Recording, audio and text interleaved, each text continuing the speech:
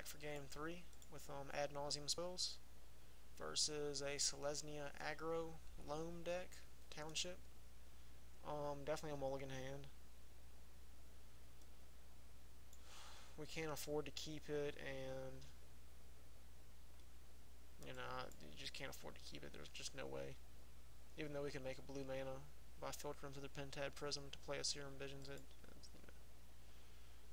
Okay, so that's about the perfect mulligan. I mean, if you could mulligan to 6,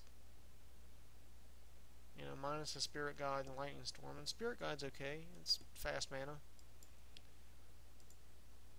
But all we're gonna do is draw some lands, and we're good. And there's some fast mana that we can put out if we wanted to. So we'll go ahead and scry.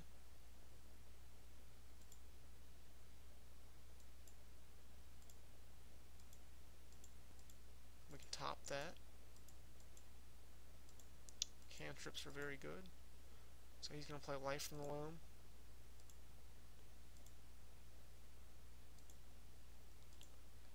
Go ahead and play our Sleight of Hand and see if we can hit a land drop. We do. So we'll take the Seachrome Coast, bottom the island. Next turn we can play our Pentad Prism, and we'll have all the mana we need. We can go off. Ooh, that hurt. If he would have waited, he would have got a Stony Silence or a Eidolon of Rhetoric. That would have hurt us.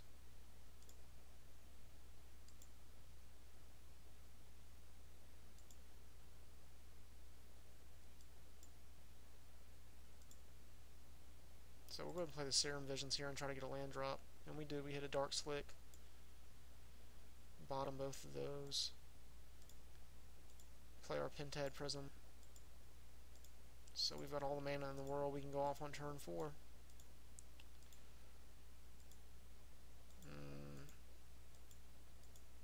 That sucks for him. The only thing he played was Life from the Loam, Dredge, Mirror Crusader. Not good enough, buddy. So we'll go ahead and Angel's Grace. We'll Ad Nauseam. And he concedes. So, deck's run really well. I like it. I like the balance. I don't like having to run a bunch of win conditions like the extra Conflagrate, or if you do it the other way you can run 2 Lightning Storms, but it's necessary when playing Spoils because the chance of you exiling your win condition it's low, but there's still a chance it's going to happen some amount of times. So I mean, most of the time you're not going to exile very many cards before you hit what you're looking for if you've drawn a certain percent of your deck already. If you've already drawn 10 cards out of your deck and you Spoils for Ad Nauseam, it's going to be in the top 5 or 6 most likely. So most of the time you'll be okay. I mean, on average you're going to exile 6 to 7 cards. Every once in a while you'll exile 10 or 12. That's very rare. So it's a fairly low percent chance that it happens. And the good thing about Conflagrate is you're discarding cards. Every card you discard is 1 point of damage, so you don't need a lot of cards in your library to do it. The land count is not important like it is with Lightning Storm, but you still gotta have the cards.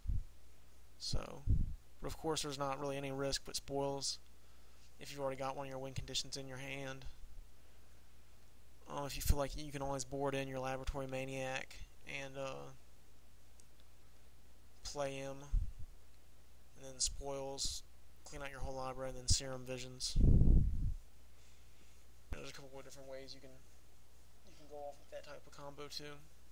Haven't done it yet. Had the opportunity to in one game, but didn't go that route. And I may have would have won, but if I would have went that route, because most of the people are going to take out all of their removal, or as much of it as they can against you. So that's Ad Nauseam Spoils versus a Selesnya Aggro Loam, or Selesnya Township. whatever it's called. I don't know the name of the deck, but happy with how the deck's going, and I'm going to keep running it and see if I want to make any more changes to it. So far it's doing really good. I really don't know if I want to go up to 22 lands. 21 feels pretty good. I've only had to mulligan once or twice out of 12 games, maybe. That's not bad at all, considering that there are certain hands that we just really don't want to keep. You know, and there are certain hands you're looking for, especially whenever you bring in ley lines. Sometimes it's very important to have one turn one against some decks, because they just have so much hand disruption. And burn can be very important against burn, about being able to stay alive until you can combo off. But give the deck a try if you ever want to play something that's a little different and catches a lot of people by surprise. A lot of people don't really know how the deck works, so they really don't know how to fight it. Most people aren't completely prepared for it. They don't have a lot in their sideboard to really stop you. There's a little bit, you know, like the Eidolon of Rhetoric. Stony Silence doesn't shut you down. It just it can slow you down, but it won't stop you.